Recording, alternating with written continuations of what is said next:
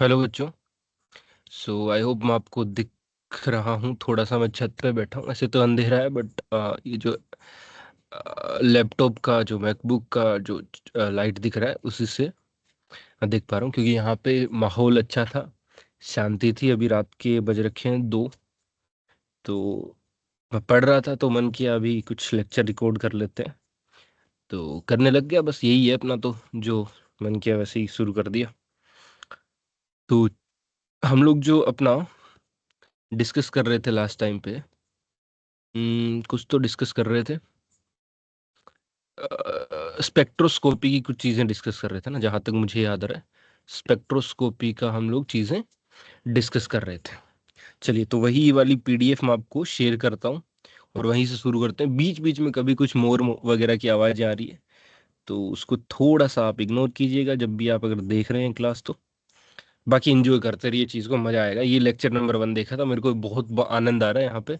बढ़िया आवाज़, बढ़िया हवा चल रही है, थोड़ी हल्की फुल्की, और मोर वगैरह की आवाज़ें आ रही है तो अच्छा लग रहा है।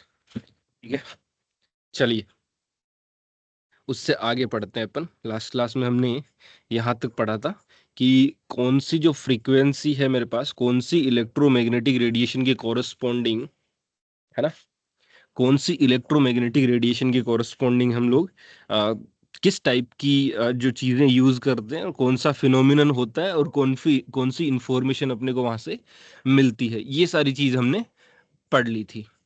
अब एक स्पेक्ट्रम इंटरप्रेट करने के लिए अपने अपने को क्या चीज चाहिए होती है, तो यहां से हम लोग एक पॉइंट पढ़ते हैं, टू इंटरप्रेट द स्पेक्ट्रम। क्या क्या चीजें अपने को इंपॉर्टेंट है। अच्छा, मैं स्क्रीन शेयर किया कि नहीं किया? हाँ, शेयर हो रखा है बिल्कुल। तो यहाँ पे अगला पॉइंट है अपने पास, to interpret, to interpret the spectrum. Spectrum को इंटरप्रेट करने के लिए क्या चीजें इंपॉर्टेंट है उसके बारे में बात करते हैं, देखिएगा।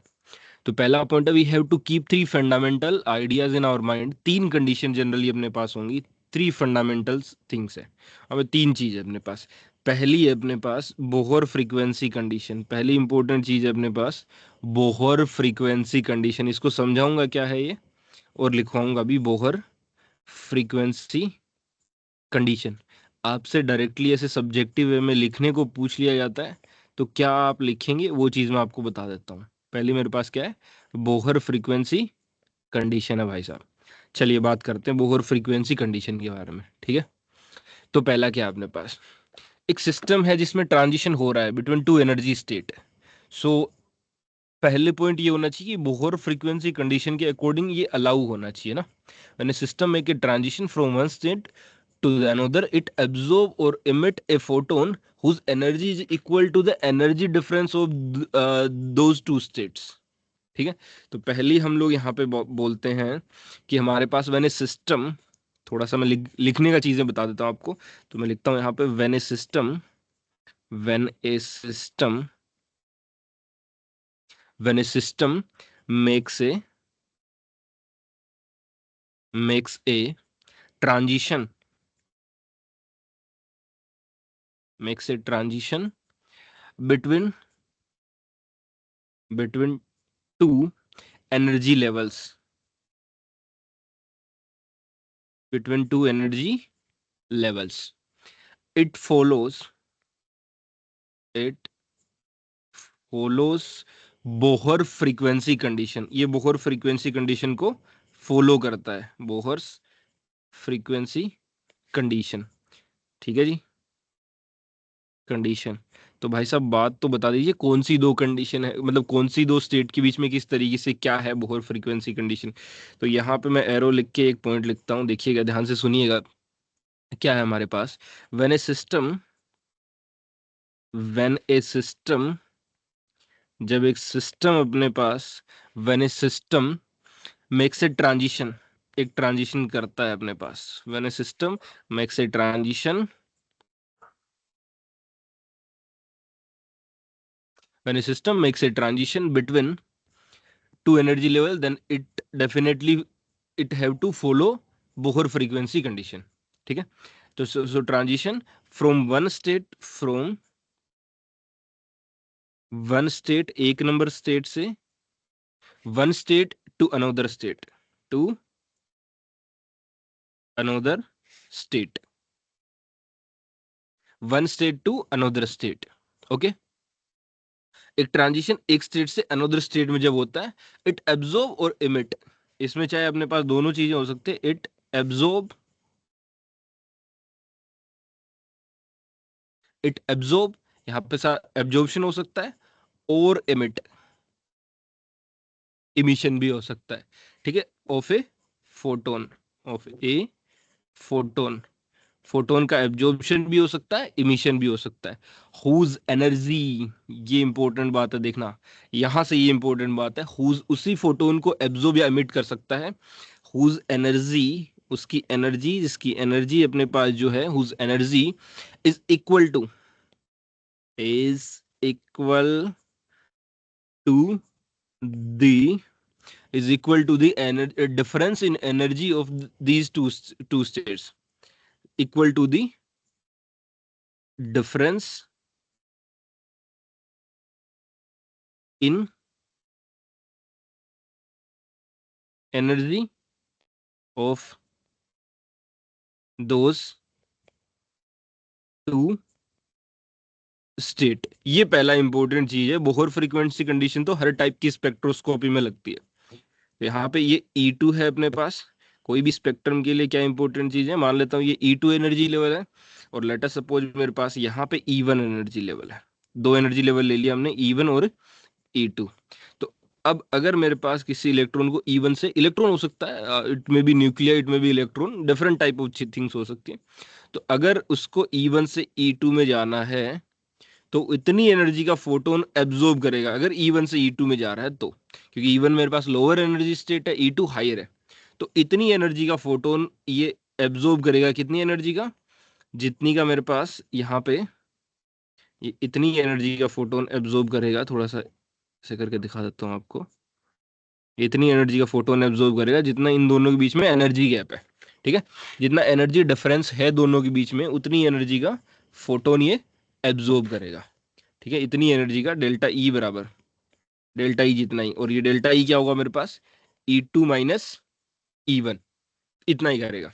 ये पहला पॉइंट था अपने पास कि इतनी एनर्जी, बोहर फ्रीक्वेंसी कंडीशन अपने पास जो पहली पॉइंट थी वो थी। दूसरा पॉइंट अपन चलते हैं, वो अपने पास 2 नंबर सिलेक्शन रूल है। तो 2 नंबर पॉइंट है मेरे पास यहाँ पे, सिलेक्शन रूल। इसको ध्यान से समझिएगा, 2 नंबर पॉइंट क्या कहता है अपने को, सिलेक्शन रूल। तो भाई साहब बता दीजिए अब सिलेक्शन रूल क्या होता है, बात करते हैं ना यार, बिल्कुल बात कर रहे हैं। 2 नंबर पॉइंट है अपने पास, सिलेक्शन रूल। एक नंबर क्या थी, बोहर फ्रीक्वेंसी कंडीशन, 2 नंबर क्या है, सिलेक्शन रूल। अब सिलेक्शन रूल के बारे में कुछ इंपॉर्टेंट बातें, उनको समझने का प्रयास करते हैं। ठीक है, अब देखो, बोहर फ्रीक्वेंसी कंडीशन जो मेरे पास थी, वो एक नेसेसरी कंडीशन है बट सफिशिएंट नहीं है। ठीक है, फॉर ट्रांजिशन। तो यहाँ पे एक पहला अपन पॉइंट लिखेंगे, बोहर, बोहर्स फ्रीक्वेंसी कंडीशन या Bohr frequency condition, frequency condition. ठीक है, Bohr frequency condition is necessary, is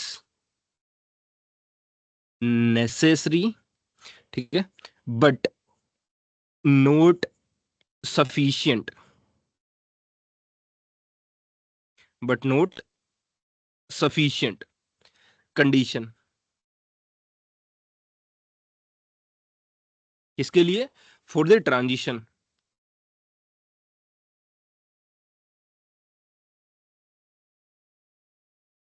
to occur, to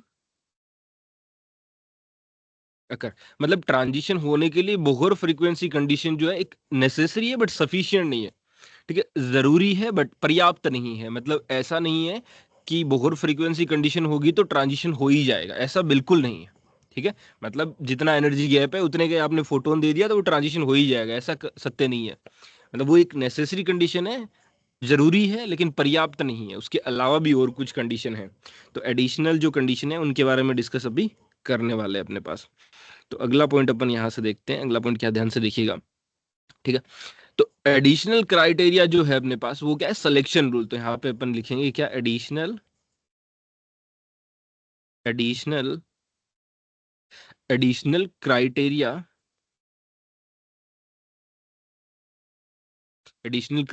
for a transition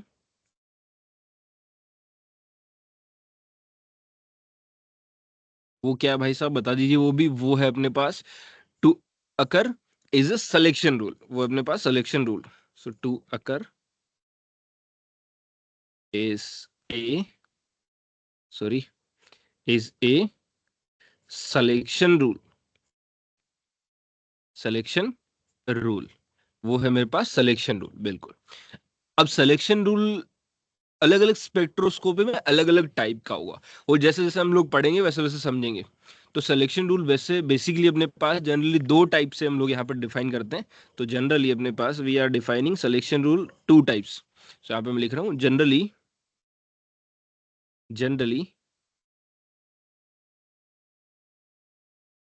generally there are of two type of two types selection rule. दो टाइप के हैं अपने पास, दो टाइप के कौन कौन से उसके बारे में बात कर लेते हैं। तो यहाँ पे मैं थोड़ा सा नाम लिख रहा हूँ इनका, दो टाइप के कौन कौन से टाइप के हैं दो। पहला अपने पास ग्रोस ओवर सिलेक्शन रूल, पहला कौन सा है, gross over selection rule, gross over selection rule, gross over selection rule. ये क्या है इसको समझेंगे डिटेल में ना। ग्रोस ओवर सिलेक्शन रूल है मेरे पास एक नंबर, और दो नंबर है अपने पास स्पेसिफिक सिलेक्शन रूल। ये अलग अलग स्पेक्ट्रोस्कोपी के लिए अलग अलग होंगे। स्पेसिफिक सिलेक्शन रूल, दो टाइप के सिलेक्शन रूल अपन यहाँ पे पढ़ने वाले हैं। एक ग्रोस ओवर सिलेक्शन रूल और दूसरा मेरे पास क्या है, स्पेसिफिक सिलेक्शन रूल। ठीक है, ओके। अब देखिएगा, हम लोग यहाँ पे देखते हैं कि ग्रोस ओवर सिलेक्शन रूल क्या है। मैं हेडिंग डाल रहा हूँ आप लोगों के लिए, ग्रोस ओवर सिलेक्शन रूल। तो थोड़ा सा अलग कलर यूज कर लेते हैं अपन, पहला पढ़ते हैं ग्रोस ओवर सिलेक्शन रूल। बता दीजिए भाई साहब, ग्रोस ओवर सिलेक्शन रूल क्या होता है। बिल्कुल बता देते हैं यार, बिल्कुल बता देते हैं, बताने के लिए ही बैठे हैं। ठीक है, पहला बात तो ये थ्योरेटिकल होता है अपने पास, है ना। ये पहले पॉइंट तो क्या है अपने पास, इट इज ए थ्योरेटिकल, ये थ्योरेटिकल रूल है। पहला पॉइंट तो क्या है अपने पास, ये थ्योरेटिकल है। थ्योरेटिकल है मतलब कोई एक्सपेरिमेंटल ऐसे नहीं है, थ्योरेटिकल है ये। दूसरा पॉइंट अपने पास क्या है, दूसरा पॉइंट क्या है, ये मॉलिक्यूल के नेचर को बताता है। ठीक है, tells about tells about the nature of molecule, the nature of molecule. Basically मुझे मॉलिक्यूल का नेचर बताएगा ये। ठीक है, एग्जाम्पल के तौर पे, फॉर एग्जाम्पल अगर मैं यहाँ पे एग्जाम्पल लूँ, तो एग्जाम्पल के तौर पे अपन, अगर मेरे पास कोई भी रोटेशनल स्पेक्ट्रा की अगर बात करूँ, एग्जाम्पल तौर पे मैं रोटेशनल स्पेक्ट्रा के बारे में डिस्कस कर लेता हूँ। लेट अस सपोज मेरे पास कोई भी मॉलिक्यूल रोटेशनली एक्टिव है या इनएक्टिव है, उसके बारे में अगर मैं डिस्कस कर लेता हूँ। तो रोटेशनल स्पेक्ट्रा के बारे में क्या है अपने पास, कि एक मॉलिक्यूल अगर रोटेशनल स्पेक्ट्रा दिखाना चाहता है तो उसमें परमानेंट डाइपोल मोमेंट होना चाहिए। ये चीज हम लोग पढ़ते हैं। तो यहाँ पे लेट अस सपोज एग्जांपल के तौर पे मैं रोटेशनल स्पेक्ट्रा ले रहा हूँ। So for a molecule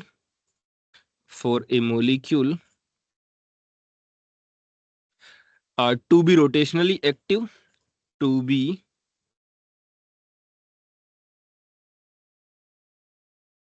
rotational active, it must it must have permanent dipole moment, must have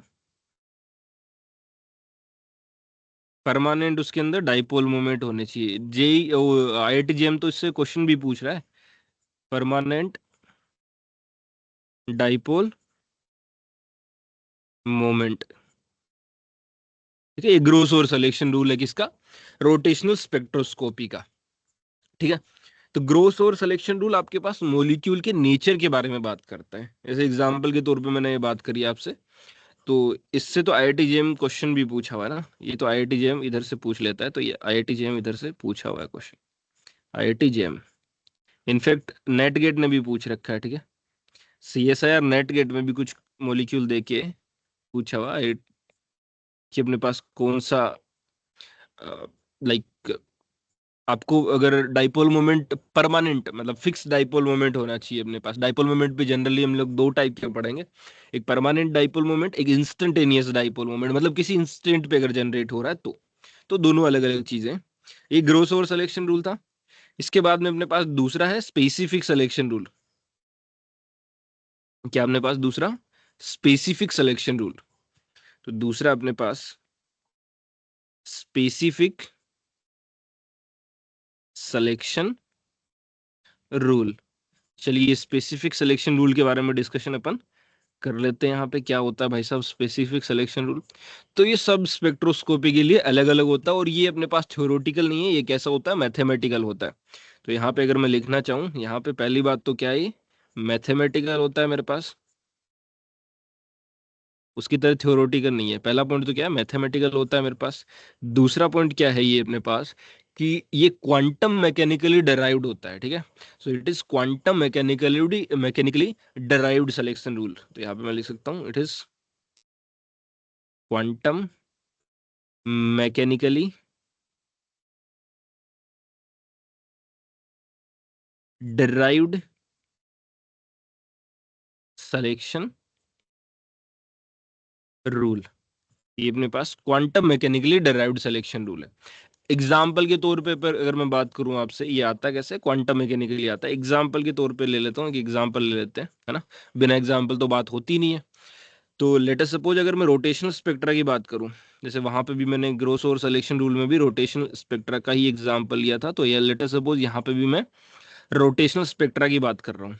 तो रोटेशनल स्पेक्ट्रा में अपने पास स्पेसिफिक सिलेक्शन रूल क्या होता है, डेल्टा जे की जो वैल्यू है वो +-1 होनी चाहिए।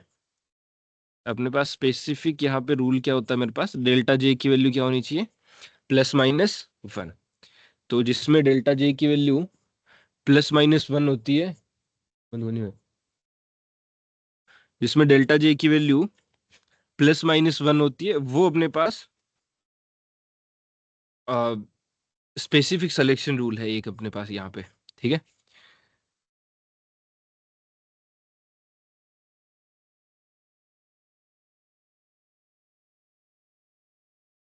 ठीक है, जय करवन। हाँ, तो डेल्टा जे की वैल्यू +-1 होती है, वही अपने पास स्पेसिफिक सिलेक्शन रूल में ये अलाउड होते हैं, ठीक है। ये अपने पास अलाउड ट्रांजिशन है अपने पास, ठीक है।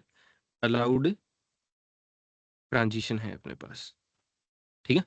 ये आता कैसे, क्वांटम मैकेनिकली आता है। तो एक छोटा सा अगर मैं आपसे बोलूं कैसे आता है अपने पास, ये लेटर सपोज मेरे पास साई 2 है, ये लेटर सपोज यहाँ पे साई 2 है, ये मान लो मेरे पास साई 1 है, साई 1 है, और ये साई 2 है। थोड़ा सा बता भी देता हूँ क्योंकि यहाँ से एक बार CSIR नेट ने क्वेश्चन पूछ रखा है। तो ये j=1 मान लेता हूँ, ये j=2 मान लेता हूँ, ठीक है। तो यहाँ से मेरे पास क्या होता है, ये 1 से 2 जो जाता है अपने पास, तो यहाँ पे अपन एक पॉइंट बोलते हैं डाइपोल मोमेंट ट्रांजिशन, जिसको मैं R12 से ऐसे लिखा जाता है, R12, जिसको अपन बोलते हैं डाइपोल मोमेंट ट्रांजिशन। तो इसका जो वैल्यू होता है मेरे पास, इंटीग्रेशन साई 1 स्टार ए जो अपने पास होता है ऑपरेटर, और फिर साई 2 और इनटू डी टाउ। ये अपने पास जीरो नहीं होना चाहिए, this is not equal to zero. अगर ऐसा है तो वो अपने पास क्या हो जाता है, रोटेशनली एक्टिव हो जाता है। इससे यहाँ वाले पॉइंट से क्वेश्चन पूछा गया CSIR नेट में, ईयर मेरे को याद नहीं है, मैं प्रीवियस ईयर में क्वेश्चन आपको करा दूंगा। यहाँ से क्वेश्चन पूछा गया CSIR नेट में, प्रीवियस ईयर क्वेश्चन मैं आपको दिखा दूंगा। CSIR नेट में यहाँ से क्वेश्चन पूछा गया है, PYQs में पूछा गया है ये, ठीक है। PYQ में ये पूछा गया। अलाउड ट्रांजिशन वो होंगे जिसमें, अच्छा इसको बोलते हैं क्या है R12 को, तो ये R12 जो मेरे पास है, ये R12 मेरे पास होता है डाइपोल मोमेंट ट्रांजिशन। R12 क्या है मेरे पास, डाइपोल मोमेंट ट्रांजिशन। R12 है डाइपोल मोमेंट ट्रांजिशन, ठीक है जी, डाइपोल मोमेंट ट्रांजिशन। ये इतनी बात है जी। बिल्कुल भाई साहब समझ गए होंगे आप, है ना। ये डाइपोल मोमेंट ट्रांजिशन है, बिल्कुल सही बात है। और ए कैप क्या है यहाँ पे, ए कैप की अगर बात करूं मैं आपसे, तो ए कैप मेरे पास है जो ऑपरेटर है जिसकी अपन बात करने वाले हैं, ठीक है। तो operator of permanent dipole moment, generally यहाँ पे भी अपने पास डाइपोल मोमेंट से बातें होती है, आपको रोटेशनल स्पेक्ट्रोस्कोपी में पता ना। तो ये अपने पास वो ऑपरेटर है जिसमें परमानेंट डाइपोल मोमेंट है। So operator of permanent dipole moment, operator of permanent dipole moment of permanent dipole moment, ये परमानेंट डाइपोल मोमेंट का मेरे पास ऑपरेटर है। ठीक है जी, बिल्कुल सही बात है। लेट अस सपोज यहाँ पे R12 में तो अलाउड होता है, इसीलिए देखो डेल्टा J इक्वल टू +-1 होता है। R12 में ये नॉट इक्वल टू 0 के बराबर आता है। लेकिन जैसे ही हम लोग R13 की बात कर लेते हैं ना, जैसे ही R13 की बात कर लेते हैं, लेट अस सपोज मैं R13 यहाँ पे निकालता हूँ। तो R13 क्या होता है, रोटेशन स्पेक्ट्रोस्कोपी में अपने पास क्या होगा, साई 1 स्टार, ठीक है, फिर ए कैप, ठीक है जी, फिर अपने पास साई 3 और डी टाउ। तो इसकी जब वैल्यू हम लोग इंटीग्रेट करके निकालते हैं वो 0 आ जाती है, और ये 0 आ जाती है इसीलिए अपने पास ये क्या होता है, नोट अलाउड। क्योंकि अपने पास जो एक स्टेट से दूसरे स्टेट में जाते हैं तो कुछ चेंजेस आना चाहिए ना। तो ये जो डाइपोल मोमेंट इंटीग्रल मेरे पास है, या जो डाइपोल मोमेंट ट्रांजिशन जो वैल्यू है, ये 0 नहीं आना चाहिए। अगर 0 आ रहा है मतलब वो चीज अलाउड नहीं है। सो ये अपने पास फॉरबिडन है, नोट अलाउड, नोट अलाउड। ये मेरे पास फॉरबिडन है, ये अलाउड नहीं है। ठीक है जी, बिल्कुल समझ गए आप। चलिए, ये तो ट्रांजिशन की बात थी। इससे अगला पॉइंट यहाँ पे अपने लिए इंपॉर्टेंट है। आई थिंक ट्रांजिशन वाली बात तो आप समझ गए होंगे ना, मुझे ऐसा लगता है कि ट्रांजिशन वाली बात तो आप समझ गए। अब ट्रांजिशन से अगला पॉइंट जो मेरे पास है वो है पॉपुलेशन रेशियो के बारे में। क्या अगला पॉइंट अपने पास, पॉपुलेशन रेशियो। तो थोड़ा अपन डिस्कस करते हैं अपना पॉपुलेशन रेशियो के ऊपर। पॉपुलेशन रेशियो की बात भी अपने पास हर एक एग्जाम में भी होते हैं और सारे एग्जाम के पॉइंट ऑफ व्यू से ये इंपॉर्टेंट है, पॉपुलेशन रेशियो। तो चलिए पॉपुलेशन रेशियो पे बात कर लेते हैं अपन। अगर ट्रांजिशन हो रहे हैं तो एक स्टेट से दूसरे स्टेट में जा रहे हैं, तो अपने पास किस तरीके से पॉपुलेशन चेंज हो रही है, तो ये भी इंपॉर्टेंट है कि फैक्टर होता है अपने पास। चलिए व्हाइट कलर से लिख लेते हैं इसको थोड़ा, ठीक है। तो थोड़ा सा मैं बताता हूँ इसके बारे में आपको क्या है। अगर मान लो मेरे पास कहीं पे एक स्पेक्ट्रल लाइन ऑब्जर्व हो रही है, ठीक है, सो वहां पे पॉपुलेशन होनी चाहिए ना सिस्टम में, इनिशियल एनर्जी लेवल में कुछ तो पॉपुलेशन होनी चाहिए। तो मैं यहाँ पे एक बता रहा हूँ आपको कि if A spectral line is observed, let us suppose मेरे पास, थोड़ा लिख देता हूँ मैं थोड़ा, तब आपको चीजें और ज्यादा क्लैरिटी से समझ आएंगी। So if A spectral if a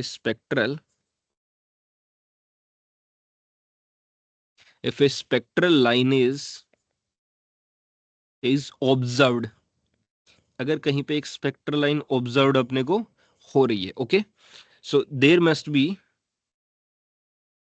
there must be there must be some population, कुछ पॉपुलेशन अपने पास जरूरी है। There must be some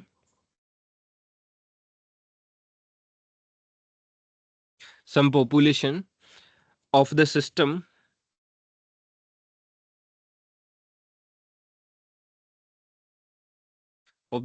in the initial energy level।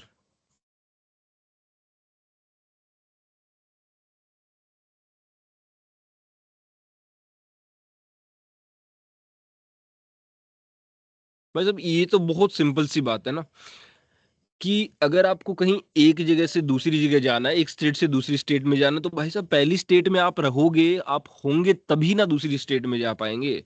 आप एक इनिशियल स्टेट से किसी नेक्स्ट दूसरी स्टेट में जाना चाहते हैं, तो इनिशियल स्टेट में आपकी कुछ अकरेंस होनी चाहिए ना, कुछ एग्जिस्टेंस होनी चाहिए ना, तभी तो आप जा पाएंगे।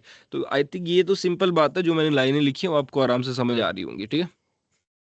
अब यहाँ पे पॉपुलेशन रेशियो जो अपने पास वो गवर्न होता है अपने पास बोल्ट्जमैन फॉर्मूला से। तो यहाँ पे दूसरा इंपॉर्टेंट पॉइंट, ये अपने पास इंपॉर्टेंट पॉइंट है, पते का पॉइंट है, बहुत इंपॉर्टेंट है, ठीक है। तो यहाँ पे क्या अपने पास population ratio is governed by Boltzmann Boltzmann formula, जो पॉपुलेशन रेशियो है मेरे पास, वो बोल्ट्जमान फॉर्मूला से गवर्न होता है। बोल्ट्जमान फॉर्मूला बता भी दीजिए फिर क्या होता है। तो बोल्ट्जमान फॉर्मूला अपने पास होता है, अगर मैं लिखना चाहूँ यहाँ पे, let us suppose ith state में बात कर रहा हूँ मैं नंबर ऑफ पार्टिकल की, ठीक है। तो Ni इक्वल टू अपने पास होता है GI e⁻⁻ Ni equal to क्या होता है, GI e⁻⁻ इस तरीके से अपन बोल्ट्जमान फॉर्मूला लिखते हैं। अब सारों का सिग्निफिकेंस अपन मैं बता दूंगा, यहाँ पे बता दूंगा आपको कि Ni क्या है, Gi क्या है। Gi अपने पास बेसिकली होती है डीजनरेसी, ठीक है जी। किस तरीके से इसको लेते हैं अपन, तो यहाँ पे मैं इसको थोड़ा सा स्पेसिफाई ये कर रहा हूँ कि लेटेस्ट सपोज मेरे पास ये 1 नंबर स्टेट है, ठीक है। ये लेटेस्ट सपोज मेरे पास 2 नंबर स्टेट है, स्टेट 1 स्टेट 2। और 1 नंबर स्टेट को मैं मान लेता हूँ N1 है, ठीक है। और इसकी जो डीजनरेसी है वो G1 है। यहाँ पे N1 स्टेट में मेरे पास नंबर ऑफ मॉलिक्यूल्स भी हो सकते हैं, या स्टेट N1 है, पॉपुलेशन है बेसिकली। N1 N2 क्या है, स्टेट 1 में नंबर ऑफ मॉलिक्यूल या उसमें पॉपुलेशन कितनी है। G1 उसकी डीजनरेसी है। और यहाँ पे जो इसकी एनर्जी है उसको लेटर सपोज में मान लेता हूँ E1, ठीक है जी। और यहाँ पे जो अपने पास सेकंड स्टेट है, इसमें N2 नंबर ऑफ मॉलिक्यूल या पॉपुलेशन अपने पास, और इसकी जो डीजनरेशन है वो मेरे पास Z2 है। और इसमें एनर्जी मेरे पास क्या होगी, E2, ठीक है जी। तो अब यहाँ से मैं क्या लिख सकता हूँ, यहाँ से मैं ये लिख सकता हूँ कि मेरे पास N1 तो क्या आ जाएगा, N1 मेरे पास आ जाएगा G1 e⁻⁻⁰ ठीक है जी। और सिमिलरली मेरे पास N2 क्या आ जाएगा, N2 मेरे पास आ जाएगा G2 e⁻⁻E2/kT। ये N2 आ गया मेरे पास, और वो मेरे पास आ चुका है N1। अगर मैं N1/N2 रिलेटिव पॉपुलेशन की बात करूं, रिलेटिव पॉपुलेशन कहाँ पे ज्यादा है, तो जनरली अपन बात करते हैं यहाँ पे रिलेटिव पॉपुलेशन की, कि higher energy level divided by lower, तो N2/N1 इक्वल टू मेरे पास क्या आ जाएगा, G2/G1, ठीक है जी। e⁻⁻E2/kT डिवाइड बाई e⁻⁻E1/kT, तो वो E1 ऊपर जाके प्लस बन जाएगा। तो बेसिकली आप ये बोल सकते हैं e⁻, यहाँ पे E2/kT। चलो एक बार लिख के दिखा देता हूँ, यहाँ पे e⁻⁻E1/kT आ जाएगा, ठीक है जी। तो अगर आप देखेंगे यहाँ पे मेरे पास क्या आ जाएगा, ये G2/G1 और e⁻ मेरे पास माइनस, चलो मैं कॉमन ले लेता हूँ यहाँ से, -1/kT लेटर सपोज मैंने कॉमन ले लिया, तो ऊपर रह जाएगा E2 और ये ऊपर जाके माइनस बन जाएगा, तो ये -E1 है। तो यहाँ से इसको ये लिखा जा सकता है G2/G1 e⁻⁻∆E/kT, e⁻⁻∆E/kT, ये इसको लिखा जा सकता है, ठीक है जी। ये अपने पास आ जाएगा N2/N1। तो यहाँ पे N2/N1 ये आ सकता है अपने पास, बिल्कुल आ सकता है, कोई दो राय है ही नहीं इसमें, N2/N1 ये आ सकता है। और डेल्टा ई मेरे पास क्या है, जहां पे डेल्टा ई मेरे पास क्या है, डेल्टा ई मेरे पास है E2-E1, बिल्कुल डेल्टा ई मेरे पास है E2-E1। तो ये अपने पास यहाँ पे हमने बात करी किसकी, पॉपुलेशन रेशियो की बात करी, ये भी अपने पास इंपॉर्टेंट है। और ग्राफिकली रिप्रेजेंटेशन भी इसका करेंगे अपन, वो बाद में करेंगे। और इससे पहले हमने ये इंटीग्रल वाली भी बात करी, यहाँ से CSIR नेट ने क्वेश्चन पूछ रखा, वो मैं आपके साथ डिस्कस करूंगा। ये सिलेक्शन रूल की बातें हो गई अपने पास, एक बार देख लेते हैं। 30 मिनट्स का वीडियो है, तो एक काम करते हैं क्या, थोड़ा यूनिट कन्वर्जन की बातें और कर लेते हैं आपके साथ में। हम्म फिर उसके बाद में हम लोग रोटेशनल स्पेक्ट्रोस्कोपी से स्टार्ट करेंगे। एक काम करते हैं, थोड़ा सा यूनिट कन्वर्जन पे डिस्कशन और अपन कर लेते हैं चलते हुए, लगे आ तो इसमें यूनिट कन्वर्जन पे बातें और इम्पोर्टेंट है अपने पास, तो यूनिट कन्वर्जन पे इम्पोर्टेंट डिस्कशन कर लेते हैं। ये वो काम आएगा पूरे चैप्टर में अपने को। तो थोड़ा सा डिस्कशन कर लेता हूँ यूनिट कन्वर्जन के ऊपर। देखिएगा, यूनिट कन्वर्जन, क्योंकि मोलिकुलर स्पेक्ट्रोस्कोपी में आपको लिटरली बताऊँ ना, सबसे बड़ा पूरा का पूरा जो खेल है ना, वो सारा यूनिट कन्वर्जन का ही है, और कुछ नहीं है इसमें। तो यूनिट कन्वर्जन के ऊपर बातें करते हैं। देखिएगा, छोटी छोटी चीजों से शुरू करता हूँ। लेटेस्ट सपोज जैसे मेरे पास वेलोसिटी होती है, पहला पॉइंट जैसे मैं लिख रहा हूँ वेलोसिटी है, ठीक है। वेलोसिटी है मेरे पास कहीं पे, या स्पीड की भी बात कर रहे हैं अपन, वेलोसिटी या स्पीड की जो यूनिट होती है वो मेरे पास क्या होती है, मीटर पर सेकंड, स्टैंडर्ड यूनिट की बात कर रहा हूँ। आप सेंटीमीटर पर सेकंड भी बात कर सकते हैं, कोई बड़ी बात नहीं उसमें। अब मैं वेलोसिटी की बात क्यों कर रहा हूँ, क्योंकि अपने पास इलेक्ट्रोमैग्नेटिक रेडिएशन है, वेव है, तो उसकी कुछ वेलोसिटी हो सकती है ना। बेसिकली इलेक्ट्रोमैग्नेटिक रेडिएशन की तो वेव जो अपने पास स्पीड ऑफ लाइट से ही वो ट्रेवल करती है ना। यहाँ पे नोट डाल के चाहे तो एक पॉइंट लिख लो आप। इलेक्ट्रोमैग्नेटिक रेडिएशन जो है, EMR जो इलेक्ट्रोमैग्नेटिक रेडिएशन है, travel through speed of light, travel by speed of light. ये पॉइंट तो आप चलो ध्यान ही रख लेना कि सॉरी, कि अपने पास इलेक्ट्रोमैग्नेटिक रेडिएशन जो है वो तो लाइट की स्पीड से ट्रेवल करती है।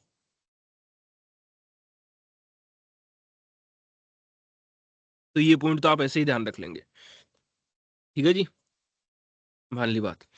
चलो वेलोसिटी की बात होगी। दूसरा चलो बात कर लेते हैं एक्सलरेशन। एक्सलरेशन की बात कर लेते हैं। इसको अपन हिंदी में बोलते हैं त्वरण, और वेलोसिटी को क्या बोलते हैं, वेग, वेलोसिटी। चलिए वो कोई बात नहीं, अपने पास मीटर पर सेकंड स्क्वायर इसकी यूनिट होती है अपने पास, मीटर पर सेकंड स्क्वायर या सेंटीमीटर पर सेकंड स्क्वायर भी अपन बोल सकते हैं, ठीक है जी। चलिए अगला पॉइंट जो अपने काम का है वो है फोर्स। भाई अगर कहीं एक्सलरेशन की बारी आई है तो न्यूटन्स लॉ अपने को पता होना चाहिए ना, न्यूटन का नियम, F=ma। तो फोर्स की अगर मैं बात करूं, फोर्स की यूनिट की बात करूं, तो वैसे तो अपन बोलते हैं न्यूटन, ठीक है, मास इनटू एक्सलरेशन। तो मास मेरे पास जनरली केजी में होता है, एक्सलरेशन किस में होता है, मीटर पर सेकंड स्क्वायर में। तो यहां से अगर मैं बोल सकता हूँ कि 1 न्यूटन इक्वल टू कितना होता है, 1 kg मीटर पर सेकंड स्क्वायर। ये भी एक छोटा सा यूनिट कन्वर्जन अगर अपने कहीं काम आ जाए तो देख लीजिएगा, ठीक है। एक पॉइंट और ध्यान रखना, 1 न्यूटन इक्वल टू 10⁵ डाइन होता है, 10⁵ डाइन अपने पास होता है, ठीक है। चलिए ये पॉइंट ध्यान रखिएगा। फिर अपने पास है वर्क डन की बारी आती है कभी कभी, है ना, वर्क डन की भी बारी आती है। तो अगर मैं चौथा पॉइंट लिखूं यहाँ पे, 4 नंबर पॉइंट अगर आपके लिए लिखूं, ये पॉइंट्स को मैं इस फॉर्म में लिख देता हूँ ना, वरना आपको लगेगा कि थोड़ा बड़ा हो गया।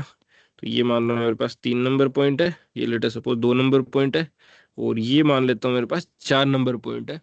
तो वर्क की अगर मैं बात करूं तो वर्क मेरे पास आपने पढ़ा होगा F.ds, है ना, F.dx, इस तरीके से आपने किया होगा F.ds। तो वर्क मेरे पास क्या है, फोर्स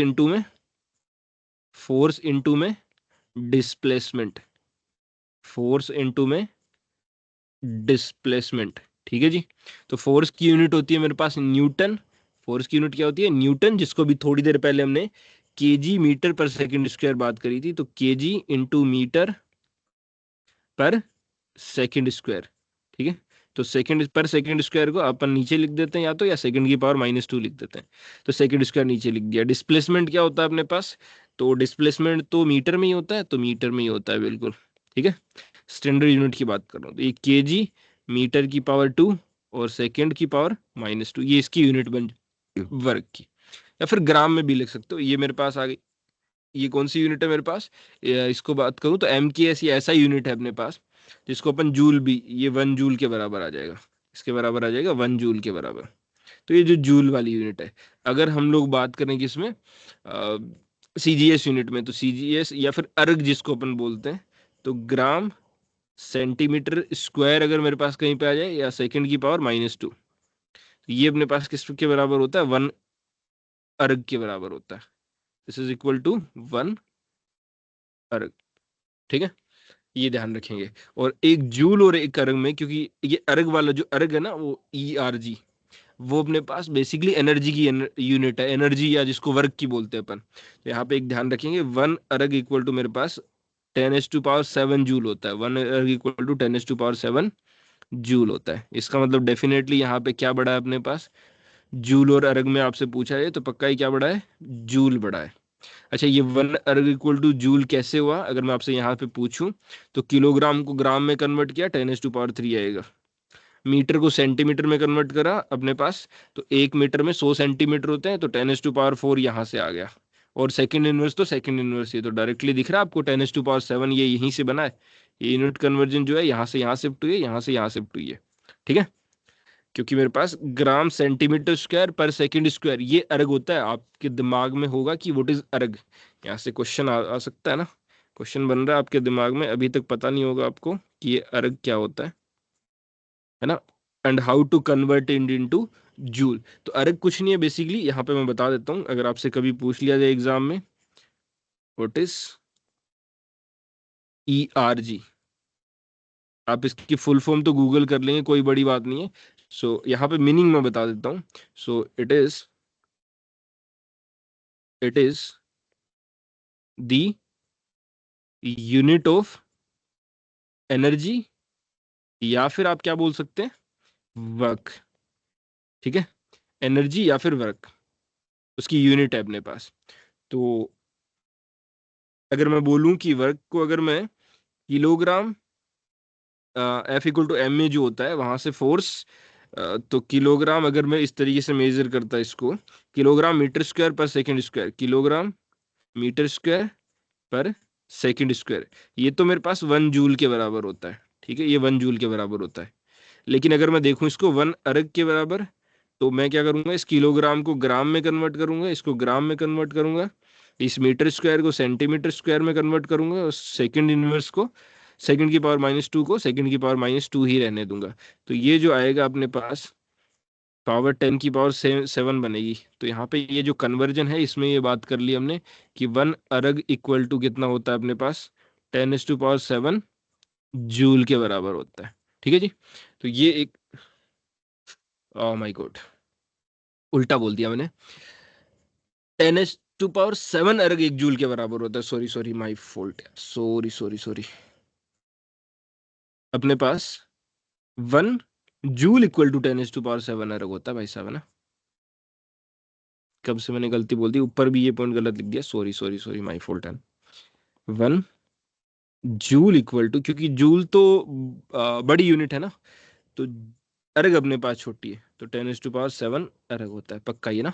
1 जूल बड़ा है किससे, 1 अर्ग से, क्योंकि अर्ग सो दिख रहा है ना आपको, ग्राम सेंटीमीटर स्क्वायर छोटी यूनिट है तो। ठीक है, चलिए अगला पॉइंट, लेट सपोज मैं यहाँ पे थोड़ा सा डिस्कस कर लेता हूँ आपको पावर के बारे में। पावर क्या होता है, वर्क अपॉन टाइम होता है, जिसकी एनर्जी अपने पास वोट होती है। तो यहाँ पे अगर मैं बात करूँ, लेट सपोज कितने पॉइंट हो गए अपने पास, आ, हम लोग पॉइंट 4-5 नंबर पॉइंट पे चल रहे हैं। तो लेट सपोज 5 नंबर पॉइंट में बात कर रहा हूँ पावर के बारे में। पावर क्या होता है बेसिकली, मेरे पास एनर्जी या वर्क अपॉन में टाइम होता है। ठीक है जी, पावर होता है मेरे पास वर्क अपॉन में टाइम। तो वर्क की जो यूनिट है वो हमने पहले ही देख चुकी है, kilogram metre square per second square. ठीक है, डिवाइड बाय टाइम तो अपने पास सेकंड में होता है, तो डिवाइड बाय सेकंड हो गया। तो ये कितना आ जाएगा, किलोग्राम मीटर की sorry metre square, kilogram metre square per second square, ये मेरे पास पावर हो गई। और ये अपने पास ये जो 1 होता है, 1 kilogram metre square per second square, ये अपने पास 1 वोल्ट के बराबर होता है। ठीक है, 1 वोल्ट के बराबर होता है, या फिर 1 जूल पर सेकंड के बराबर होता है। ये सारी चीजें एक बराबर होती हैं। ठीक है जी, तो ये चीज थोड़ा सा ध्यान रखिएगा, ये चीज अपने पास इंपॉर्टेंट थी। अगला पॉइंट लेट सपोज मेरे पास है कि एक अपने पास एनर्जी कन्वर्जन में एक एक चीज काम आएगी अपने पास, प्लांक्स कांस्टेंट। तो अगला आपने नाम सुना होगा, let us suppose I am discussing about Planck's constant, जिसको अपन डिनोट करते हैं एच से। प्लांक्स कांस्टेंट जिसको अपन डिनोट किससे करते हैं, एच से डिनोट करते हैं। ओके, सो उसके बारे में बात कर लेते हैं, बहुत इंपॉर्टेंट है अपने पास। पहले तो इसकी वैल्यू की बात कर लेता हूँ, H=6 पॉइंट अपने पास 67 इंटू 10⁻⁻34 जूल सेकंड होता है, 34 जूल इंटू में सेकंड होता है। ये -67 है, सॉरी 6.67, थोड़ा सा आगे पीछे हो सकता है, 6.6 लिखा हुआ हो सकता है कहीं पे ना। तो अप्रोक्सीमेटली 6.67 इंटू 10⁻⁻34 जूल इंटू में सेकंड। ओके, जूल इंटू में सेकंड होता है। तो ये इंपॉर्टेंट ध्यान रखेंगे, इसका यूज मैं बताऊंगा आपको कैसे करना है ना, यूज में बताऊंगा। तो यहां से एक चीज आपको ये और पता चलती है, लेट अस सपोज मैं पॉइंट नंबर 7 की बात करूं, तो जब हम लोग एनर्जी की बात करते हैं, E=टू एनर्जी ऑफ फोटोन, जो अपने पास लाइट की जो एनर्जी होते हैं, E=h न्यू से अपन देते हैं। तो यहाँ पे जो H की यूनिट है मेरे पास, जूल इंटू सेकंड होती है। तो पक्का ही यहाँ से मुझे ये पता चलता है कि जो न्यू यानी फ्रीक्वेंसी की यूनिट मेरे पास क्या होगी, पक्का ही सेकंड इनवर्स होगी। तभी तो सेकंड इनवर्स और सेकंड कट के मेरे पास आंसर जो है जूल में आएगा, है ना। तभी तो एनर्जी किस में आएगी मेरे पास, जूल में आएगी। तो ये भी एक इंपॉर्टेंट बात है कि जो फ्रीक्वेंसी की यूनिट है मेरे पास वो सेकंड इनवर्स होता है, और उसी को अपन क्या बोलते हैं, हर्ट्ज बोलते हैं। ठीक है जी। और 1 हर्ट्ज इक्वल टू अपन बोल सकते हैं यहाँ से 1 hertz equal to 1 second inverse होता है। तो ये भी एक इंपॉर्टेंट डिस्कशन अपन लोग यहाँ से फाइंड आउट कर सकते हैं। ठीक है। तो एनर्जी की बात आई है तो एक छोटी सी चीज मैं आपके सामने वो डिस्कस कर देता हूँ। और हर्ट्ज और मेगा हर्ट्ज वगैरह नाम सुने होंगे। तो जब हम लोग एनएमआर स्पेक्ट्रोस्कोपी पढ़ेंगे तो वहां पे एक नाम सुनेंगे मेगा हर्ट्ज। तो 1 मेगा हर्ट्ज की अगर मैं बात करूं यहाँ से, एम एम ही लिखते हैं, मेगा को एम ही लिख देते हैं अपन सिंपल। तो 1 मेगा हर्ट्ज की अगर मैं बात करूं वो होता है मेरे पास 10⁶ हर्ट्ज के बराबर। और 1 गीगा हर्ट्ज अगर कहीं आपको देखने को मिल रहा है तो वो मेरे पास होता है 10⁹ हर्ट्ज के बराबर। मतलब गीगा का मतलब होता है 10⁹ और मेगा का मतलब होता है 10⁶। ये भी थोड़ा सा आप पॉइंट ध्यान रख लेंगे। ठीक है जी। चलिए, इससे आगे अगर हम लोग चलें तो लेटेस्ट सपोज आपको एनर्जी कन्वर्जन बहुत काम आएगा है। तो एनर्जी कन्वर्जन में थोड़ा सा एक बार बता देता हूँ आपको किस तरीके से आपको करना है। मान लो अगर आपको एनर्जी कन्वर्जन की बातें करते हैं अपन, यहाँ से थोड़ा सा इंपॉर्टेंट टॉपिक शुरू हो रहा है, एनर्जी कन्वर्जन। तो अगर कहीं पे मेरे को एनर्जी, ये आपसे ना नेट वेट में बहुत यूज करता है। एनर्जी आपको वो लिखेगा एनर्जी और दे देगा, आपको लगेगा कि ये सेंटीमीटर यूनिवर्स में एनर्जी कब से हो गई। तो एनर्जी अगर मेरे को दे दे वो किस में, जूल में, और मेरे को कन्वर्ट करनी पड़ेगी इसमें सेंटीमीटर इनवर्स में। भाई साहब केमिस्ट्री में अलग ही है, सेंटीमीटर इनवर्स में एनर्जी की वैल्यू यूज करते हैं। तो एनर्जी सेंटीमीटर इनवर्स में तो होती नहीं है, इसका मतलब पक्का ही वो किसकी वैल्यू है, 1/λ की होगी भाई साहब। तो हम लोग सिंपली क्या करेंगे, अपने को जो भी एनर्जी गिवन होगी, है ना, तो हम लोग क्या कर देंगे उसको एच सी से डिवाइड कर देंगे। क्यों, एच सी से डिवाइड करने से होगा क्या, जो एच है मेरे पास वो अपने पास जूल पर सेकंड में होता है, तो जूल को हटा देगा। और सी मेरे पास, सी की वैल्यू आप जरूर ध्यान रखेंगे, सी मेरे पास स्पीड ऑफ लाइट है, वो कितना होता है 3 × 10⁸ मीटर पर सेकंड, अगर पर सेकंड में बात कर रहा हूँ। और सेंटीमीटर पर सेकंड में बात कर रहा हूँ तो 10⁻10 आ जाएगा मेरे पास, 3 × 10⁻10 सेंटीमीटर पर सेकंड। ठीक है जी। तो ये भी एक वैल्यू ध्यान रखिएगा, इसका भी एक यूज अपने पास इंपॉर्टेंट है। तो मैं क्या करूंगा यहाँ से, अगर जूल को मेरे को सेंटीमीटर इनवर्स में कन्वर्ट करना है तो मैं यहाँ से यहाँ जाने के लिए क्या करूंगा, divide by h c, divide by h c से अपन डिवाइड कर देंगे उस चीज को। ठीक है, एनर्जी का अगर ऐसा कन्वर्जन करना है तो अगर आपको, फिर दूसरा पॉइंट, अगर आपको सेंटीमीटर इनवर्स को जूल में कन्वर्ट करना हो तो क्या करेंगे आप, एच सी से मल्टीप्लाई कर देंगे। तो यहां से यहां जाने के लिए आपको क्या करना पड़ेगा, मल्टीप्लाइड बाई एच सी। तो यहां से यहां अपने पास क्या करना है, multiply by h c, h c से आपको मल्टीप्लाई कर देना चीजों को, मल्टीप्लाई बाई एच सी। ठीक है। से अगला पॉइंट है, कई बार आपको क्या करना पड़ेगा, सेकंड इनवर्स से भी जूल में जाना पड़ेगा। किससे, सेकंड इनवर्स से जूल में जाना पड़ेगा। भाई साहब बड़े अलग ही तगड़े यहाँ पे अनोखे गेम होते हैं। सेकंड इनवर्स से जूल में जाते हुए देखा क्या आपने कहीं, बिल्कुल होता है, यहाँ पे क्वेश्चन आते हैं ना, मैं अपनी तरफ से बना के नहीं कह रहा, क्वेश्चन में यूज होता है। तो सेकंड इनवर्स से अगर आपको जूल में जाना पड़े तो आप क्या करेंगे भाई साहब, वो जो भी आपको क्वांटिटी दे रखी है उसमें आप क्या करना, यहाँ से यहाँ आप आराम से चले जाओगे, आप क्या करना सिर्फ उससे एच से मल्टीप्लाई कर देना। क्योंकि एच की जो यूनिट होती है वो जूल पर सेकंड होती है, सॉरी जूल इंटू सेकंड होती है। तो सेकंड सेकंड इनवर्स कट जाएगा, जूल बच जाएगा। तो multiply by H, multiply by H आप कर सकते हैं। लेटर सपोज आपको जूल से सेकंड इनवर्स में जाना है, जूल से आपको किस में जाना है, सेकंड इनवर्स में। तो क्या करेंगे आप, तो आप क्या करेंगे, जूल से सेकंड इनवर्स में जाएंगे तो divided by H, divide by H, H से आप डिवाइड कर देंगे। ठीक है, ये सारी चीजें आप यूज कर सकते हैं। सेकंड इनवर्स से जूल में जा सकते हैं, जूल से सेकंड इनवर्स में। कई बार क्या होता है अपने को, कई बार क्या होता है अपने को, क्या चाहिए होता है, हमें सेंटीमीटर इनवर्स से सेकंड इनवर्स में जाना होता है। कई बार अपने को सेंटीमीटर इनवर्स से किस में जाना होता है, सेकंड इनवर्स में जाना होता है। तब क्या करना, आपको ध्यान से सुनते हुए चलिएगा।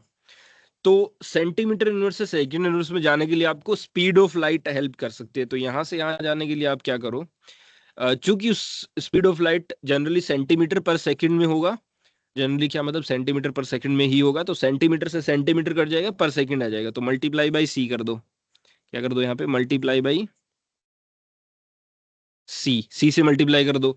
अगर आपको लेट सपोज सेकंड इनवर्स से सेंटीमीटर इनवर्स में जाना है, सेकंड इनवर्स से सेंटीमीटर इनवर्स में जाना है, तो क्या करेंगे आप, तो क्या करेंगे आप, divided by c, divided by c से आप डिवाइड कर दो। ठीक है जी, सी से आप डिवाइड कर दो पूरे सिस्टम को, सी से आप डिवाइड कर दीजिए, आपको चीजें मिल जाएंगी। ठीक है, इसके बाद में अपने पास एक इंपॉर्टेंट फॉर्मूला जो है वो आपको बार बार यूज होने वाला है, जिसकी मैं बात कर सकता हूँ आपसे यहाँ पे, मोमेंट ऑफ इनर्शिया। वो जो आप जानते हैं, आपने अगर आपने जेई की तैयारी करी है तो वहाँ पे फिजिक्स में पढ़ा होगा आपने, तो यहाँ पे एक छोटा सा इंपॉर्टेंट पॉइंट है जिसका मैं आगे यूज करने वाला हूँ, क्या है, मोमेंट ऑफ इनर्शिया। उसके बारे में एक बार डिस्कशन कर लेता हूँ। Moment of inertia, moment of inertia क्या होता है, जनरली हम लोग इसको आई से डिनोट करते हैं, और moment of inertia I equal to M R square होता है। अगर एक मास है मेरे पास और किसी एक्सिस के अलोंग अगर हम लोग रोटेट कर रहे हैं किसको, तो वहां पे मोमेंट ऑफ इनर्शिया डेवलप होता है और I equal to M R square होता है। लेकिन प्रॉब्लम वहां पे आती है जब मास अलग अलग जगह बिखरे हुए होते हैं, तो वहां पे या दो मासेस हैं अपने पास, एक मान लो यहाँ पे है, ठीक है जी, एक मास मान लो यहाँ पे है, और इन दोनों के बीच में इस तरीके से कुछ है अपने पास, और यहाँ से एक एक्सिस पास कर रही है, लेटर सपोज मेरे पास इस तरीके से कुछ है, डिफरेंट कलर में यूज कर लेता हूँ यहाँ पे, लेटर सपोज मेरे पास यहाँ से एक एक्सिस पास कर रही है, ठीक है, और इस एक्सिस के अलोंग में यहाँ से इस तरीके से रोटेट कर रहा हूँ चीज़ों को। तो यहाँ से लेटर सपोज मेरे को आई देखना है, मोमेंट ऑफ इनर्शिया देखना है, तो आप क्या करेंगे बेसिकली यहाँ पे, इस पॉइंट से मतलब इस एक्सिस से हम लोग, इसका मास लेटर सपोज m1 है, इसका मास लेटर सपोज m2 है, तो m1 और m2 से मैं क्या करूंगा, इसका moment of inertia find out करने की कोशिश करूंगा। तो I इक्वल टू हम लोग बोलते हैं कि हम लोग कहते हैं कि यहाँ पे म्यू आर स्क्वायर निकाल दो, क्या निकाल दो, म्यू आर स्क्वायर निकाल दो। अच्छा, म्यू आर स्क्वायर क्या होता है, म्यू अपने पास होता है M one M two divided by m1 plus m2, कि उससे ये जो m1 m2 है इससे मिला के हम लोग एक रिड्यूस मास बना लेते हैं। ठीक है, इन दोनों की हेल्प से एक रिड्यूस मास बनाते हैं, क्या बोलते हैं इसको, रिड्यूस मास। ये इंपॉर्टेंट चीज है अपने पास, ये क्या होता है, ये होता है मेरे पास रिड्यूस्ड मास, रिड्यूस्ड मास। ठीक है जी, तो I equal to mu r square अपन यहाँ पे यूज करते हैं, बिल्कुल सही बात है। अब इस म्यू की यूनिट क्या होगी, तो म्यू की यूनिट अपने पास बेसिकली हम लोग जो यहाँ पे लेके चलते हैं मास की यूनिट उसी तरीके से, तो म्यू की यूनिट बेसिकली हम लोग जनरली यहाँ पे लेते हैं ग्राम पर मोल। म्यू की यूनिट बेसिकली अपन जनरली क्या लेते हैं, ग्राम पर मोल। ठीक है, या फिर किलोग्राम पर मोलिक्यूल भी ले लेते हैं, ग्राम पर मोल या फिर किलोग्राम पर मोलिक्यूल। ठीक है जी, और अगर आपको किलोग्राम पर मोलिक्यूल में कन्वर्ट करना है इसको, एक ग्राम पर मोल को अगर आपको कन्वर्ट करना है किसमें, किलोग्राम पर मोलिक्यूल में, तो आप क्या करेंगे, डायरेक्टली थोड़ा सा याद रख सकते हैं, मल्टीप्लाई बाई 1.67 इंटू 10⁻⁻27। यहाँ से यहाँ जाने में ये कैसे आए वो एक्सप्लेन करूंगा कभी आपको।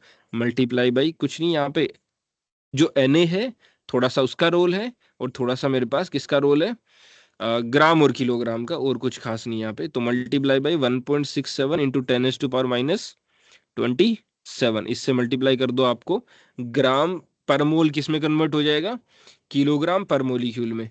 ये आया कैसे, थोड़ा सा हिंट देता हूँ आपको, आप ट्राई कीजिएगा, हिंट देता हूँ। हिंट क्या है मेरे पास, कि जो Na है अवोगाद्रो नंबर वो होता है अपने पास 6.022 इंटू 10⁻23, इसकी जो यूनिट होती है अवोगाद्रो नंबर की वो पर मोल होती है। ठीक है, पर मोल ये यूनिट रहती है। तो बस भाई साहब इस यूनिट से तो आप समझ सकते हो, क्योंकि मेरे को चूंकि पर मोल हटाना है, तो मैं क्या करूंगा, पर मोल हटाने के लिए, पर मोल हटाने के लिए क्या करूंगा, Na का यूज करूंगा एक तो, ठीक है, मतलब Na का डिवाइड करूंगा, तो यहाँ से हम मतलब इस नंबर से मल्टीप्लाई करने का मतलब क्या, हमने Na का डिवाइड करा एक तो, और दूसरा ग्राम को किलोग्राम में कन्वर्ट करना, 10⁻³ आपको दिख ही रहा है। तो हमने कुछ नहीं किया है, वहां पे जाने पे, इधर से इधर जाने में ग्राम पर मोल को किलोग्राम पर मोलिक्यूल में कन्वर्ट करने के लिए मैंने सिंपल सा काम करा है। इसको 10⁻³ से मल्टीप्लाई और Na से डिवाइड करा है, वो उसका जो कम्युलेटिव इफेक्ट है वो 1.67 इंटू 10⁻27 आया है। ठीक है, चाहे तो आप सोल्व कर लेना। 10⁻³ डिवाइडेड बाई Na, और Na की वैल्यू कितनी है मेरे पास, बता देता हूँ चलो मैं, 6.022 इंटू 10⁻23, और इसका आउटकम जो निकल के आएगा आपके पास वो 1.67 इंटू 10⁻27 आएगा। ठीक है, तो चलिए मैंने आपको बता भी दिया है, इस तरीके से आया है। चलो, ये अपने पास हो गया। फिर अपने पास एक चीज और यूज होगी, जब आप वाइब्रेशनल स्पेक्ट्रोस्कोपी पढ़ेंगे, वहां पे स्ट्रेचिंग फ्रीक्वेंसी की बहुत बातें आएंगी। तो वहां पे जो स्ट्रेचिंग फ्रीक्वेंसी मेरे पास न्यू होती है, इस न्यू का फॉर्मूला, यहाँ से क्वेश्चन भी आपके डिफरेंट डिफरेंट एग्जाम में पूछे गए हैं, मैं डिस्कस करूंगा क्वेश्चन।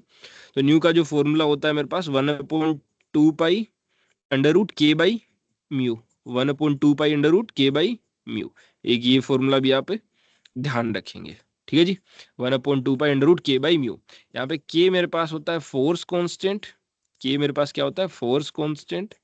ठीक है जी, और मेरे पास यहाँ पे जनरली हम लोग F=-kx टाइप के सिस्टम की बात कर रहे होते हैं, तो वहां से ये डिराइव्ड की जाती है चीज। तो के की अगर मैं यूनिट की बात करूं, के की यूनिट की अगर मैं बात करूं कि यूनिट क्या होगी, तो के की यूनिट आपको दिख रहा है फोर्स बाई अक्स की यूनिट। तो फोर्स की मेरे पास न्यूटन है, और न्यूटन आपको पता है क्या होता है, किलोग्राम मीटर पर सेकंड स्क्वायर, और डिवाइडेड बाई मेरे पास डिस्टेंस की यूनिट मेरे पास क्या हो जाएगी, मीटर। तो मीटर से मीटर कट जाएगा अपने पास, बचा क्या मेरे पास, किलोग्राम पर सेकंड स्क्वायर। तो के की यूनिट आपको दिखेगी किलोग्राम पर सेकंड स्क्वायर। ठीक है जी, ये एक पॉइंट ध्यान रख सकते हैं आप। और फिर अपने पास क्या है, अगर मैं न्यू की यूनिट की बात करूं, तो न्यू तो अपने पास कैसा होता है, फ्रीक्वेंसी हर्ट्ज में आती है। अगर आपको यहाँ पे बताना भी होगी हर्ट्ज में कैसे आएगी, तो 1/2 पाई तो ठीक है, वो तो कांस्टेंट है। के की वैल्यू मेरे पास किलोग्राम पर सेकंड स्क्वायर। ठीक है जी, और म्यू तो आपको पता है रिड्यूस मास होता है ना, तो किलोग्राम पर मोलिक्यूल जनरली हम लोग ले लेते हैं। तो किलोग्राम से किलोग्राम आपके पास यहाँ पे कट जाएगा, बचेगा क्या, पर सेकंड स्क्वायर का रूट लूंगा तो सेकंड आएगा, तो यूनिट क्या बचेगी, सेकंड ही बचेगी, second inverse, sorry, second inverse new की। इसको अपन क्या बोलते हैं, हर्ट्ज बोलते हैं। क्या बोलते हैं, सेकंड इनवर्स को हर्ट्ज बोला करते हैं। ठीक है, तो ये अपन जानते हैं यहाँ से। फिर अपने पास एक जो मैग्नेटिक फील्ड और इलेक्ट्रिक फील्ड की अगर हमने बात करी थी, तो उसके लिए अपने पास होता है लेंज का लो, लेंजेज लो। तो लेंज लो के बारे में थोड़ा सा मैं डिस्कशन कर देता हूँ। ठीक है, लेंज लो में अपने पास कुछ नहीं है, जो नेट फोर्स होता है किसी भी मूविंग पार्टिकल पे, net net force on A net force on a moving moving charged particle. वो चार्ज पार्टिकल कुछ भी हो सकता है, electron, proton, another alpha particle भी हो सकता है, चार्ज पार्टिकल। अगर मेरे पास कोई एक चार्ज पार्टिकल है, मूविंग चार्ज पार्टिकल है, उस पर नेट फोर्स क्या होगा, तो हम लोग बोलते हैं एफ नेट अपने पास होगा Q Q V cross B, Q V cross B. ये अपने पास नेट फोर्स होगा किसी एक मूविंग चार्ज पार्टिकल के ऊपर। ये आप चीज ध्यान रखेंगे। ठीक है जी, चलिए, ये इस तरीके से अपन बोलते हैं क्यू वी क्रॉस बी, और इसको थोड़ा सा सिंप्लीफाई, क्रॉस प्रोडक्ट, यहाँ पे वेक्टर का क्रॉस प्रोडक्ट लगता है। चाहे सिंप्लीफाई करके आप ऐसे बोल सकते हैं, अगर परपेंडिकुलर चीजें हैं तो क्यू ई प्लस, सॉरी ये तो मैग्नेटिक फील्ड लिखा है मैंने सिर्फ, सॉरी सॉरी सॉरी, ये तो मैग्नेटिक फील्ड होता है। ठीक है, इस तरीके से इलेक्ट्रिक फील्ड भी होता है, ये मैग्नेटिक फील्ड होता है, पहला पॉइंट मेरे पास, एक नंबर पॉइंट है। और दूसरा पॉइंट अपने पास इलेक्ट्रिक फील्ड होता है। इलेक्ट्रिक फील्ड कितना होता है, क्यू इंटू ई।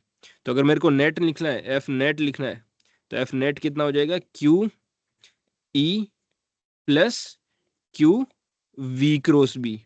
और अगर वी और बी एक दूसरे के परपेंडिकुलर हैं, if we velocity vector perpendicular to b vector magnetic field vector, so हम लोग एफ नेट क्या लिख सकते हैं, क्यू बाहर कॉमन आ जाएगा, E plus V B, Q E plus V B, इस तरीके से अपन यहाँ पे लिख सकते हैं, अगर मैग्नीट्यूड की बात कर रहा हूँ और दोनों परपेंडिकुलर हैं वी और बी, तो इस तरीके से यहाँ पे ये लिखा जा सकता है। चलिए, तो यहाँ तक आई होप आपको चीजें ये क्लियर हुई हैं। यस। चलिए, तो यहाँ पे अगर मैग्नेटिक फील्ड की मैं यूनिट की बात करूँ, वैसे तो आपको पता है मैग्नेटिक फील्ड की यूनिट अपने पास टेस्ला होती है, पर यहाँ पे मैं फोर्स के अकॉर्डिंग देखूं, है ना, फोर्स के अकॉर्डिंग मैग्नेटिक फील्ड को देखूं, तो मैग्नेटिक फील्ड क्या होगा, एफ बाई वी लिख सकता हूँ यहाँ से इसको। तो एफ मेरे पास क्या होता है, फोर्स की यूनिट तो आप पहले से ही जानते हैं, न्यूटन, ऐसे लिख सकते हैं न्यूटन सेंटीमीटर पर सेकेंड लिख सकता हूँ इसको, या तो ऐसे लिख सकते हैं, है ना, न्यूटन सेंटीमीटर पर सेकेंड, या फिर मतलब उसको कन्वर्ट भी किया जा सकता है। वैसे जनरली हम लोग मैग्नेटिक फील्ड की बारे में बात करेंगे, मैग्नेटिक फील्ड बी की यूनिट टेस्ला यूज करने वाले हैं। तो बी की यूनिट क्या यूज करने वाले हैं अपन, टेस्ला। ठीक है, वो इंपॉर्टेंट है अपने लिए ज्यादा, टेस्ला ज्यादा इंपॉर्टेंट है। ठीक है, और अच्छा टेस्ला अपन कितने के बराबर लेते हैं वो बता देता हूँ, वो फिजिक्स में हम लोग यूज करते हैं जनरली, मेरे को याद आ रहा है अभी चीज। अपने पास अगर वोल्ट सेकंड पर मीटर स्क्वायर, अगर मेरे पास 1 वोल्ट सेकंड पर मीटर स्क्वायर कहीं पे हो रहा है, तो इसको अपन 1 टेस्ला बोलते हैं। ठीक है, ठीक है, और 1 वोल्ट पर सेकंड, 1 वोल्ट इंटू सेकंड, ये अपने पास होता है वेबर, इसको अपन बोलते हैं वेबर। ठीक है, फिजिक्स की बातें थोड़ी सी अगर याद रहें तो ध्यान रखना। ठीक है, ये अपने पास होता है वेबर। तो चलो, ये भी एक पॉइंट हो गया। फिर अपने पास जनरली इलेक्ट्रिक फील्ड और मैग्नेटिक फील्ड भी एक दूसरे से थोड़ा सा लिंक्ड रहते हैं। E equal to mu B जिसको अपन बोलते हैं, और म्यू वहां पे कुछ एक कुछ तो होता है पॉइंट वहां पे, अभी शायद मैं मिस कर रहा हूँ। तो उस तरीके से हम लोग बातें करते हैं। फिर अगर मोमेंट ऑफ इनर्शिया के बारे में डिस्कस कर सकते हैं डिटेल में, तो वो थोड़ा सा टाइप्स ऑफ रोटर और मोमेंट ऑफ इनर्शिया के बारे में आई थिंक मैं नेक्स्ट क्लास में डिस्कस करूंगा तो ही बेटर रहेगा। ठीक है, so determination of moment of inertia के बारे में अपन अगले क्लास में बात करेंगे। ऑलरेडी 1 आवर की क्लास हो चुकी है, तो 1 आवर से ज़्यादा थोड़ा सा लंबा हो जाएगा फिर। तो काफी ग्रोस ओवर सिलेक्शन रूल है ना, और स्पेसिफिक सिलेक्शन रूल और यूनिट कन्वर्जन, 3 पॉइंट हमने डिस्कस किए हैं, gross over selection rule, spin selection rule, और अपने पास यूनिट कन्वर्जन। तो आई होप चीजें आपको पसंद आई होंगी, और पढ़ते रहिए अच्छे से, और बस रीले वेले मत देखिए ना जिंदगी में, और कुछ भी कीजिए, रीले वेले देखने में अपना टाइम समय खराब मत कीजिए, और पढ़ते रहिए अच्छे से, बढ़ते रहिए आगे, और मिलते रहेंगे अपन। जय हिंद, वंदे मातरम। चलिए, राम राम, जय हिंद।